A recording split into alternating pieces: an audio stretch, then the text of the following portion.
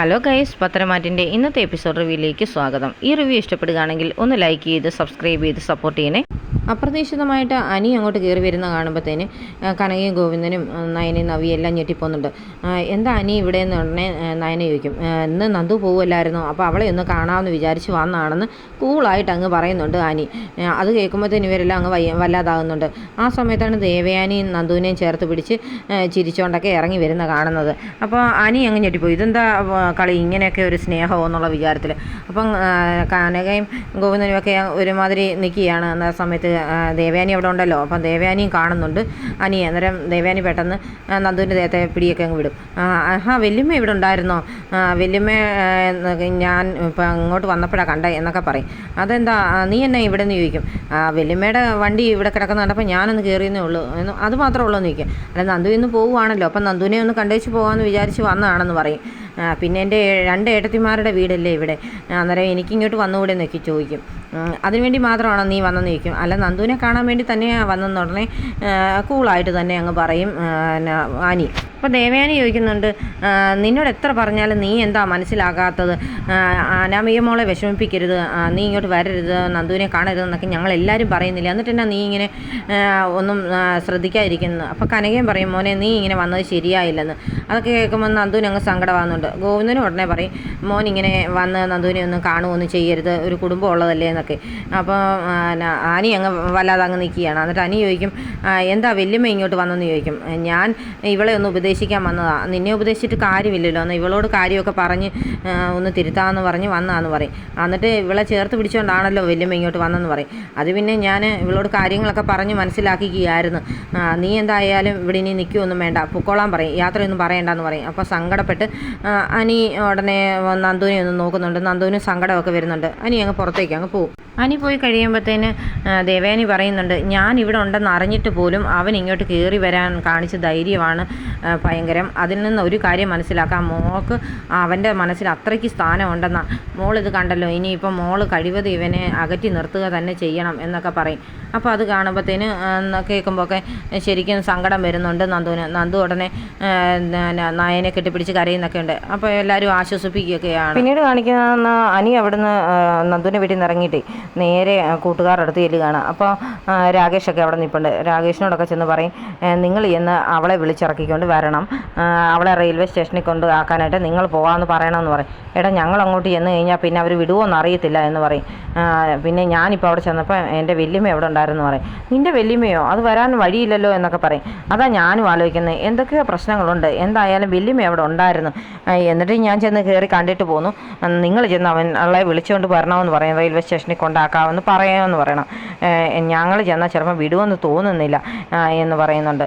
അതല്ല ഞാനിപ്പം ചെന്ന് അവളെ കണ്ടിട്ട് പോകുന്ന കാരണം ഞാൻ ഇനിയും വീണ്ടും അവളെ കാണാൻ വരത്തില്ലെന്ന് അവർ വിചാരിച്ചോളും, അതുകൊണ്ട് നിങ്ങൾ ചെല്ലെന്ന് പറഞ്ഞ് വിടുന്നുണ്ട്. ഉടനെ രാകേഷൊക്കെ പറയുന്നുണ്ട്, ഞങ്ങളിങ്ങനെ നിങ്ങളുടെ 2 പേരെ ഇടയിൽ നടന്ന് മടുത്ത് ഇതിനെന്തെങ്കിലും ഒരു അന്ത്യം ഉണ്ടാവുകയോടാന്ന്, അതിനൊരു അന്ത്യം ഉണ്ടാക്കാൻ വേണ്ടിയാണല്ലോ ഞാൻ ഈ പരിശ്രമിക്കുന്നത്, അതുകൊണ്ട് നിങ്ങൾ ചെല്ലാൻ പറയും. നന്ദു പോകാൻ ഇറങ്ങിയപ്പോഴത്തേന് കനകയ്ക്ക് ഭയങ്കര സങ്കടം.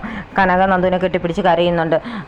പിന്നെ നന്ദു ഓരോരുത്തരോട് യാത്ര പറയുകയാണ്. എല്ലാവർക്കും ഭയങ്കര സങ്കടമാകുന്നുണ്ട്. അന്നേരത്തേന് ദേവയാനി പറയും, ഇതൊരു മരണവീട് പോലായല്ലോ, എന്തിനാണ് ഇങ്ങനെയൊക്കെ സങ്കടപ്പെടുന്നത്, നന്ദു ഇപ്പോൾ ഒരു ജോലിക്കല്ലേ പോകുന്നത്, പോയിട്ട് തിരിച്ചു വരുമ്പോൾ അവളൊരു SI ആയിട്ടല്ലേ വരുന്നത് എന്നൊക്കെ ചോദിക്കുന്നുണ്ട്.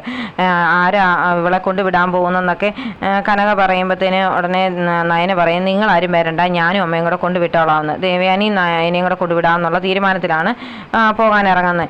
അപ്പോൾ ഇറങ്ങാറാകുമ്പോഴത്തേന് നന്ദുവിൻ്റെ കൂട്ടുകാർ വരും. അന്നേരത്തേന് കനക പറയുന്നുണ്ട്, കറക്റ്റ് സമയത്ത് വന്നല്ലോ, അതേ നന്ദൂട്ടം പോവുക കേട്ടോ, ഇനിയിപ്പം കുറച്ച് നാളത്തേക്കൊന്നും അവളെ കാണാൻ പറ്റത്തില്ലല്ലോ എന്ന്. ഉടനെ രാകേഷ് പറയും, അതെ ഞങ്ങൾ ഇവളെ കൊണ്ട് റെയിൽവേ സ്റ്റേഷനിലാക്കിക്കോളാം, ഇവൾ നേരത്തെ പറഞ്ഞായിരുന്നു നിങ്ങൾ ആരെങ്കിലും ഒക്കെ വന്നു കഴിഞ്ഞാൽ പിന്നെ ട്രെയിനിൽ കയറുന്ന സമയത്ത് ഭയങ്കര സങ്കടമാകും, സങ്കടം സഹിക്കാൻ പറ്റത്തില്ല, അതുകൊണ്ട് ഞങ്ങൾ വരണമെന്ന് പറഞ്ഞിട്ടുണ്ടായിരുന്നു. പക്ഷേ നന്ദു അങ്ങനെയൊന്നും പറഞ്ഞിട്ടില്ലായിരുന്നു. പക്ഷേ ഇവർ പറയുന്നതിൽ എന്തെങ്കിലും കാര്യം ഉണ്ടായിരിക്കുന്ന ഓർത്ത് ഉടനെ നന്ദു പറയും, ശരിയാ ഞാനാണ് പറഞ്ഞത് ഇവരോട് എന്നെ കൊണ്ടുവരാനായിട്ട് വരണമെന്ന് പറയുന്നത്, എന്നാൽ ശരി, എന്നാൽ നിങ്ങൾ ഇവളെയും കൊണ്ട് പൊക്കോളാൻ പറയും.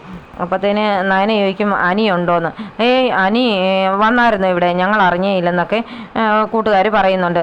പിന്നെ ഇവരുടെ കൂട്ടത്തിൽ ഉടനെ നന്ദു അങ്ങ് ഇറങ്ങിപ്പോവാണ്. ഇപ്പോൾ ഇവർക്ക് എല്ലാവർക്കും ഭയങ്കര സങ്കടമാണ്. നന്ദു പോയി കഴിയുമ്പോഴത്തേന് ഗോവിന്ദൻ പറയുന്നുണ്ട്, എനിക്ക് അവന്മാരുടെ കൂടെ നന്ദുവിനെ പറഞ്ഞു വിടണമെന്ന് ഒരാഗ്രഹവും ഇല്ലായിരുന്നു, പിന്നെ എല്ലാവർക്കും സങ്കടമാകുമല്ലോ എന്ന് വിചാരിച്ച് മാത്രമാണെന്ന് പറയും. അന്നേരം നയന പറയും, അതൊക്കെ ശരിയാ, ചിലപ്പോൾ ഞാനും അമ്മയും കൂടെ കൊണ്ടുവിടുന്ന സമയത്ത് അനി ആ വഴിയിലെങ്ങാനും നിൽപ്പട്ടെ വീണ്ടും കാണുകയും സംശയമൊക്കെ ആകുമല്ലോ, അത് കാരണമാണ് ഞാൻ പിന്നെ അവരുടെ കൂടെ പറഞ്ഞു വിട്ടതെന്ന് പറയും.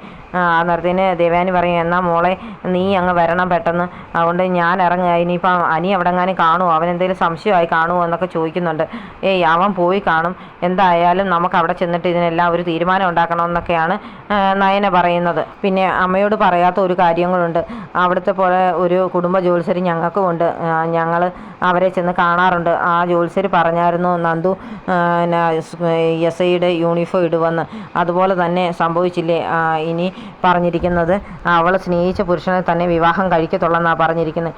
അവൾ ആകെ സ്നേഹിച്ചിരിക്കുന്നത് അനിയെ മാത്രമാണ്, അതോർക്കുമ്പോൾ എനിക്ക് ആകെ ടെൻഷനാണ്, അതാണ് ഞങ്ങളുടെ എല്ലാ ടെൻഷന് കാരണമെന്ന് നയന പറയുന്നുണ്ട്. അത് കേൾക്കുമ്പോഴത്തേനും ദേവയാനിക്കും ഭയങ്കര സങ്കടം വരുന്നുണ്ട്. അവർ അവിടെയും പറഞ്ഞിട്ടുണ്ടല്ലോ, അനി എന്തായാലും സ്നേഹിച്ച പെണ്ണിനെ മാത്രമേ രണ്ടാമത് വിവാഹം കഴിക്കത്തുള്ളൂ എന്നൊക്കെ. അത് ഓർക്കുമ്പോഴാണ് ശരിക്കും ദേവയാനിക്ക് സങ്കടം വരുന്നത്. പിന്നീട് കാണിക്കുന്നത് അനി നിൽക്കുന്നിടത്തേക്ക് രാകേഷ് കൊണ്ട് വണ്ടി നിർത്തുകയാണ്. അന്നേരത്തേന് നന്ദു ഇറങ്ങി വന്ന് ചോദിക്കുന്നുണ്ട്, എന്താ അനി നിനക്കിത് എന്ത് പറ്റിയതാന്നൊക്കെ ചോദിക്കും, നിനക്ക് എന്നെ വല്ല വട്ടും ഉണ്ടോ എന്നൊക്കെ ചോദിക്കുന്നുണ്ട്. അതെ, എനിക്ക് നിന്നെ കണ്ടില്ലെങ്കിൽ വട്ട് പിടിക്കും, അതിനുവേണ്ടിയാണ് ഞാനിതൊക്കെ ചെയ്യുന്നത്, അതുകൊണ്ട് നീ ഇറങ്ങി വാ, നിനക്ക് കുറച്ച് നേരം കഴിഞ്ഞ് പോയാൽ മതി എന്നൊക്കെ പറയും. അതല്ല, എനിക്ക് ട്രെയിൻ ലേറ്റ് ആകില്ലേ എന്നൊക്കെ ചോദിക്കുന്നുണ്ട് നന്ദു. നിൻ്റെ ട്രെയിൻ എന്തായാലും 3/4 മണിക്കൂർ ലേറ്റാണ്, അതുകൊണ്ട് നമുക്ക് കുറച്ച് നേരം കഴിഞ്ഞ് പോയാൽ മതി എന്നൊക്കെ പറയും. നീ ഇങ്ങനെ പറയരുത്, നിനക്കൊരു കുടുംബജീവിതം ഉള്ളതല്ലേ, നീ അത് എങ്ങനെയും ശരിയാക്കി കൊണ്ടുപോകേണ്ടതല്ലേ ചെയ്യേണ്ടേ, അല്ലാതെ ഇങ്ങനെ എൻ്റെ പുറകെ നടക്കുന്നത് എന്തിനായെന്നൊക്കെയാണ് നന്ദു ചോദിക്കുന്നത്. അപ്പം കൂട്ടുകാരും പറയുന്നുണ്ട്, എന്തായാലും നിങ്ങൾക്ക് കുറച്ച് നേരമൊക്കെ സംസാരിച്ചിരിക്കാനുള്ള സമയം കിട്ടുമല്ലോ, അതുകൊണ്ട് സംസാരമൊക്കെ കഴിഞ്ഞ് പോയാൽ മതി എന്ന് പറഞ്ഞ് വണ്ടിയിലോട്ട് കയറുകയാണ്. എന്നിട്ട് ഒരു റെസ്റ്റോറൻറ്റ് അവിടെ ഉണ്ട്, അവിടെ വന്നിരുന്ന് സംസാരിക്കാമെന്ന് പറഞ്ഞിട്ട് അനി ബൈക്കിൽ തന്നെയാണ് പോരുന്നത്. പിന്നീട് ഇവർ റെസ്റ്റോറൻറ്റിൽ ഇരുന്ന് സംസാരിക്കുമ്പോഴും അനിയെ ഉപദേശിക്കുകയാണ് നന്ദു. എന്നെ എല്ലാവരും അങ്ങ് ഉപദേശിക്കുകയാണ്, ഉപദേശം കേട്ട് കേട്ട് ഞാൻ മടുത്ത്, അതുകൊണ്ട് നീ എങ്ങനെയുമൊക്കെ അവളെ സ്നേഹിച്ച് കുടുംബം നടത്താൻ നോക്കി, എനിക്കൊന്നും പറ്റത്തില്ല ഇവരുടെ എല്ലാം ഇങ്ങനെയുള്ള കാര്യങ്ങളൊക്കെ കേൾക്കാൻ എന്നൊക്കെ പറയും. നീ അതിനെക്കുറിച്ചൊന്നും പറയണ്ട, ഇതെല്ലാം അറിയാവുന്ന നീയാണോ ഇങ്ങനെയൊക്കെ പറയുന്നത്, എനിക്കൊരിക്കലും അവളെ സ്നേഹിക്കാൻ പറ്റില്ല, അവളാണെങ്കിൽ പലരുടെയും കൂടെ കറങ്ങുന്നൊക്കെ ഉണ്ട്, നല്ലൊരു പെൺകുട്ടിയൊന്നും അല്ല അവളെന്ന് പറയും. അവളുടെ അച്ഛനും അമ്മയ്ക്കും ആണെങ്കിലും സ്വത്തും കാര്യങ്ങളും മാത്രമേ ഉള്ളൂ ചിന്ത, അല്ലാതെ അവളുടെ സ്വഭാവമൊന്നും അത്ര നല്ലതൊന്നും അല്ലെന്ന് പറയും. ഞാനാണേലും ആമ്പിള്ളേരുടെയൊക്കെ കൂടെ ആണല്ലോ കറങ്ങുന്നത്, അപ്പോൾ നീ എന്നെ അങ്ങനെ പറയുമോ എന്നൊക്കെ ചോദിക്കാം. നിന്നെപ്പോലെ അല്ല അവളെ പല സ്ഥലങ്ങളിലും വെച്ചും കാണേണ്ടടുത്തോടത്തൊക്കെ കണ്ടെന്നൊക്കെ പറഞ്ഞ് എൻ്റെ ഫ്രണ്ട്സ് എന്നെ വിളിച്ച് പറയാറുണ്ട്. ഞാനതൊന്നും തിരക്കാനും പോകാറില്ല, ഇതൊന്നും ശ്രദ്ധിക്കാനും പോകാറില്ല, അതുകൊണ്ട് എനിക്ക് അവളുടെ കാര്യമൊന്നും അറിയേ വേണ്ട, എനിക്ക് നീയായിട്ട് കുടുംബം നടത്തുന്ന ഇഷ്ടമെന്നൊക്കെ പറയുന്നുണ്ട്. നീ അങ്ങനെ എന്നെ വിളിക്കാതിരിക്കുകയൊന്നും ചെയ്യരുതെന്ന് പറയും. നീ ക്യാമ്പിൽ ചെന്ന് കഴിഞ്ഞാൽ പിന്നെ എന്നെ വിളിക്കുകയൊക്കെ ചെയ്യണം, എന്നോട് സംസാരിക്കണം, അതുപോലെ തന്നെ ഞാൻ വിളിച്ചാൽ നീ കോൾ എടുക്കണം എന്നൊക്കെ പറയും.